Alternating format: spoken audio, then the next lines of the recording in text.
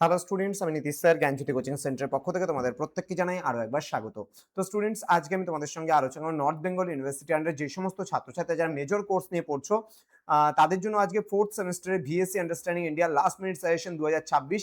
আমি এই পার্টটাতে আলোচনা করব 50 important questions, 50 important MCQ questions 100% common তোমাদের পরীক্ষার জন্য। আমি টোটাল কিন্তু 4টা সেট আলোচনা করেছি, 4টা সেট ইন্টু 30 করে কোশ্চেন, 3 4 12 120 প্লাস এখানে হচ্ছে 50 কোশ্চেন্স।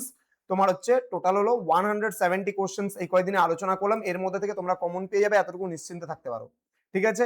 এছাড়া আমাদের কোর্সটা যারা পারচেজ করেছো বা কোর্সটা যারা নিয়েছো তাদের জন্য কিন্তু আমরা সমস্ত কিছু দিয়েছি। ঠিক আছে? চলো শুরু করছি আজকের ক্লাসটি। প্রথম প্রশ্ন দেখো, গঙ্গা নদীর উৎপত্তি স্থল কোথায়? গঙ্গোত্রী, হিমবাহ থেকে। নেক্সট রয়েছে 2011 সালের সেন্সাস অনুযায়ী ভারতের সর্বাধিক জনবহুল রাজ্য Uttar Pradesh. Very very important. Next question, ভারতের জনঘনত্ব প্রতি বর্গ কিলোমিটারে কত? 382। এটা কিন্তু প্রতি 2011 সালের অনুযায়ী। বিহু কোন রাজ্যের জনপ্রিয় উৎসব? আমি আগেও অলরেডি একটা সেটে দিয়েছি, অসম। ইম্পর্টেন্ট কোশ্চেন, পোঙ্গল উৎসবটি কোন রাজ্যের? এটা তামিলনাড়ু রাজ্যের। মাক্কি কি রুটি এবং সরসো কে শাক, ঠিক আছে, কোন রাজ্যের প্রথাগত খাবার? এটা পাঞ্জাবের। দেন গরবা নৃত্য ভারতের কোন রাজ্যের সংস্কৃতির অংশ? গুজরাটের। দেন ভারতের দীর্ঘতম নদী কোনটি? গঙ্গা নদী ভারতের দীর্ঘতম নদী। নেক্সট রয়েছে বিন্ধ্য ও সাতপুরা পর্বতের মাঝখান দিয়ে কোন নদী প্রবাহিত হয়েছে? নর্মদা নদী। নেক্সট, জনসংখ্যা বন্টনের ক্ষেত্রে ভারতের কোন রাজ্যে জনসংখ্যার ঘনত্ব সবচেয়ে কম? এটা অরুণাচল প্রদেশে সবচেয়ে কম কিন্তু জনসংখ্যার ঘনত্ব রয়েছে। নেক্সট রয়েছে বৈদিক যুগের প্রধান দেবতা কে ছিলেন? এটা ইন্দ্র হবে।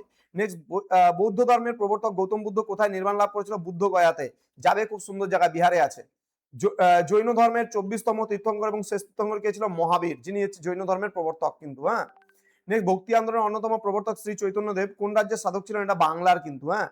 নেক্সট হচ্ছে সিন্ধু সভ্যতার নগর পরিকল্পনার প্রধান বৈশিষ্ট্য কি ছিল? গ্রিড বা জালক বিন্যাস। ঠিক আছে, এরকম এরকম টাইপের কিন্তু রাস্তাগুলো ছিল। ঠিক আছে, এবং বাড়িঘরগুলো ছিল সমঙ্গনে পরিবেষ্টিত, রাস্তাগুলো তাই ছিল। নেক্সট, অজন্তা গুহাচিত্র পর্যন্ত কোন ধর্মের সাথে মানে যুক্ত? এটা হচ্ছে বৌদ্ধ ধর্মের সাথে। দক্ষিণ ভারতের মন্দির স্থাপত্যের মূল শৈলী কি রয়েছে? দ্রাবিড়। তাজমহল ভারতের কোন স্থাপত্য শৈলীর প্রকৃষ্ট উদাহরণ? Indo Islamic. তো পরবর্তী প্রশ্নগুলো আলোচনা করার আগে তোমাদেরকে বলি চ্যানেলটিকে সাবস্ক্রাইব করো এবং তোমার বন্ধুদের সঙ্গে শেয়ার করো ভিডিওটি, যেন প্রত্যেকের কাছে আজকের এই ক্লাসটি পৌঁছে যেতে পারে এবং প্রত্যেকে আমাদের এই ক্লাসটি পেয়ে উপকৃত হতে পারে। চলো শুরু করবো। Next part, Bengal school of আর্টের প্রবর্তক কে ছিলেন? অবনীন্দ্রনাথ ঠাকুর। ব্রাহ্ম সমাজ কে প্রতিষ্ঠা করেন? রাজা রামমোহন রায়। ফ্রিডম স্ট্রাগল থেকে যে প্রশ্নগুলো আছে, 1857 সালে মহাবিদ্যালয়ের প্রথম শহীদ কে ছিলেন? মঙ্গল পান্ডে। নেক্সট, ভারতীয় জাতীয় কংগ্রেস কবে প্রতিষ্ঠিত হয়েছিল? 1885 সালে। লর্ড কার্জন কবে বঙ্গভঙ্গ ঘোষণা করেছিল? 1905-এ কিন্তু বঙ্গভঙ্গ ঘোষণা করেছিল। মহাত্মা গান্ধীর নেতৃত্বে প্রথম সর্বভারতীয় গণ আন্দোলন ছিল কোনটি? এটি কিন্তু হচ্ছে অসহযোগ আন্দোলন। ঠিক আছে, গণ আন্দোলন, জাতীয় আন্দোলন বলতে পারো। ঠিক আছে। আচ্ছা, একটা কথা বলি, মহাত্মা গান্ধীর নেতৃত্বে সর্বভারতীয় যদি বলে তাহলে কিন্তু হচ্ছে মানে তোমার হচ্ছে অসহযোগ, আর যদি আঞ্চলিক যদি বলে প্রথম তাহলে চম্পারণ সত্যাগ্রহ। তোমরা আমাকে রক্ত দাও আমি তোমাদের স্বাধীনতা দেবো উক্তিটি কার? এটা সবাই জানো তোমরা, সুভাষচন্দ্র বসু। আজাদিন ফৌজ কে গঠন করেছিল? রাসবিহারী বসু কিন্তু হবে। আর পুনর্গঠন যদি বলে কে, তাহলে কিন্তু সুভাষচন্দ্র বসু হবে, কথাটাও কিন্তু ভুলবা না। ভারত ছাড়ো আন্দোলন কবে শুরু হয়েছিল? 1942। এখানে একটা কথা বলে রাখি আমি 26 নম্বর কোশ্চেন প্রসঙ্গে, আইএনএ থেকে সবাই কিন্তু সুভাষচন্দ্র বসু মেরে দেয়, তো সুভাষচন্দ্র বসু কিন্তু এখানে হবে না। যদি পুনর্গঠন বলে তাহলে এটা কিন্তু পুনর্গঠন হবে সুভাষচন্দ্র বসু, কিন্তু আজাদিন ফৌজ গঠন করেছিল রাসবিহারী বসু। ঠিক আছে, very very important question. Next, ভারতের স্বাধীনতা প্রাপ্তির সময় ব্রিটেনের প্রধানমন্ত্রী কে ছিলেন? এটা ক্লিমেন্ট এটলি হবে। ঠিক আছে। নেক্সট, স্বাধীন ভারতের প্রথম গভর্নর জেনারেল কে ছিলেন? লর্ড মাউন্ট ব্যাটেন হবে। জালিয়ানওয়ালাবাগ হত্যাকাণ্ড কবে হয়েছিল? 1919 সালের 13 এপ্রিল। এবার সংবিধান থেকে কিছু প্রশ্ন। ভারতীয় সংবিধান কবে গণপরিষদে গৃহীত হয়েছিল? 26 নভেম্বর 1949 সালে। ভারতীয় সংবিধানের খসড়া কমিটির চেয়ারম্যান কে ছিলেন? ডক্টর বি আর আম্বেদকর।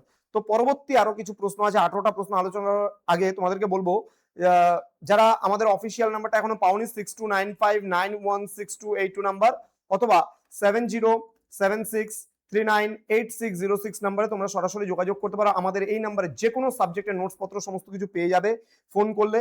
এবং আমরা কিন্তু এই বছর থেকে ফার্স্ট সেমিস্টারে টোটাল বই কিন্তু বের করছি। তোমাদের যারা জুনিয়র ভাই বোন রয়েছে যে কোনো সাবজেক্টের যে কোনো বই কিন্তু আমরা বের করছি। বিভিন্ন স্যার ম্যামরা আমাদের প্রচুর পরিশ্রম করছে। আগামী হয়তো সপ্তাহ 10 দিনের মধ্যেই কিন্তু সমস্ত বইগুলো আমরা মার্কেটে লঞ্চ করব এবং পুরো কোম্পানি রেজিস্ট্রেশন করা আমাদের। হ্যাঁ, ট্রেডমার্ক জন্য পুরো ট্রেডমার্ক নেওয়া আছে আমাদের। তো একদম লাইসেন্স নিয়ে কিন্তু আমরা কাজ করছি, সুতরাং তোমরা নিশ্চিন্তে করতে পারো আমরা টিভি নাম্বার নিয়ে কাজ করছি। একদম ইম্পর্টেন্ট সমস্ত কিছু কিন্তু আমরা সমস্ত কিছু তোমাদের জন্য করে যাচ্ছি। তো চলো শুরু করছি পরবর্তী প্রশ্নগুলো। সংবিধানের প্রস্তাবনা সমাজতান্ত্রিক এবং ধর্মনিরপেক্ষ শব্দ দুটি কোন সংশোধনের মাধ্যমে যুক্ত হয়েছিল? 42তম। দেন রয়েছে বর্তমানে ভারতীয় সংবিধানে কয়টি মৌলিক অধিকার স্বীকৃত রয়েছে? 6টি। অস্পৃশ্যতা দূরীকরণ সংবিধানের কত নম্বর ধারায় রয়েছে? 17 নম্বর ধারায়। সংবিধানের কোন অংশে মৌলিক অধিকারগুলি বর্ণিত রয়েছে? তৃতীয় অংশে। ঠিক আছে। ভারতীয় সংবিধানের মৌলিক কর্তব্য কোন দেশ থেকে নেওয়া হয়েছে? এটা সোভিয়েত রাশিয়া বা ইউএসএসআর। নেক্সট রয়েছে বর্তমানে সংবিধানের মৌলিক কর্তব্যের সংখ্যা কয়টি রয়েছে? 11টি। নেক্সট সংবিধানের কোন ধারায় জীবনের ও ব্যক্তিগত স্বাধীনতার অধিকার সুরক্ষিত হয়েছে? 21 নং ধারায়। দেন ভারতীয় সংবিধান প্রধানত কি প্রকৃতির? আংশিক সুপরিবর্তনীয়, আংশিক দুষ্পরিবর্তনীয়। নেক্সট রয়েছে ভারতীয় অর্থনীতি মূলত কোন প্রকৃতির? মিশ্র অর্থনীতি প্রকৃতির। নেক্সট রয়েছে মিশ্র অর্থনীতি বলতে কি বোঝানো হয়? সরকারি ও বেসরকারি খাতের সহাবস্থানকে বোঝানো হয়। নেক্সট রয়েছে ভারতের যোজনা কমিশন বা প্ল্যানিং কমিশন কবে গঠিত হয়েছিল? 1950 সালে। বর্তমানে প্ল্যানিং কমিশনের পরিবর্তে ভারত সরকার কোন সংস্থা গঠন করেছে? নীতি আয়োগ গঠন করেছে। নীতি আয়োগের চেয়ারম্যান কে? প্রধানমন্ত্রী। ভারতের প্রথম উদারীকরণ কবে হয়েছিল? এটা হবে তোমার হচ্ছে 1991 সালে হবে। হ্যাঁ, নেক্সট রয়েছে 1991 সালে ভারতের অর্থনৈতিক সংস্কারের সময় প্রধানমন্ত্রী কে ছিলেন? পিভি নরসিমহা রাও। নেক্সট রয়েছে ভারতের প্রথম পঞ্চবার্ষিকী পরিকল্পনা কোন মডেলের উপর ভিত্তি করে হয়েছিল? হ্যারড ডোমার মডেল। ঠিক আছে। নেক্সট বিশ্বায়ন ভারতীয় অর্থনীতিতে প্রধানত কি প্রভাব ফেলেছে? উপরে সবকটি ঠিক হবে, অর্থাৎ বিদেশি বিনিয়োগ বৃদ্ধি করেছে, প্রযুক্তিগত উন্নতিতে সহায়তা করেছে, দেন আন্তর্জাতিক বাণিজ্যের যে প্রসার সেই প্রসার ঘটাতেও কিন্তু সহায়তা করেছে। নেক্সট হচ্ছে উদারীকরণের ফলে ভারতীয় অর্থনীতিতে কোন প্রথার অবসান ঘটেছিল? এটা লাইসেন্স রাজের অবসান ঘটেছিল।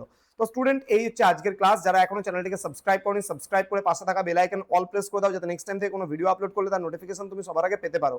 এছাড়া যারা ভাবছো অনলাইনে যুক্ত হবে, ডেসক্রিপশন বক্সে আমাদের ডিটেলস দেওয়া আছে, যোগাযোগ করো এবং যুক্ত হয়ে যাও। পরীক্ষার জন্য প্রত্যেককে all the best. Thank you so much. Thanks for watching. After all, thank you.